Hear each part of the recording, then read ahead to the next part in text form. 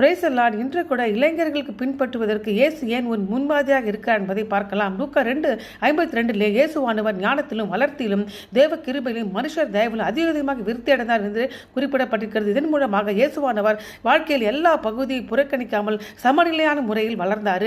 மட்டுமல்லாமல் நான் என் அனுப்பினோட சித்தத்தின்படி செய்து அவருடைய கிரியை முடிப்பது என்னுடைய போஜனமாக இருக்கிற என்று இயேசு சொன்னதின் நிமித்தம் பிதாவுடைய சித்தத்தை செய்வதே இன்னும் முன்னுரிமையாக கொண்டிருந்தார்.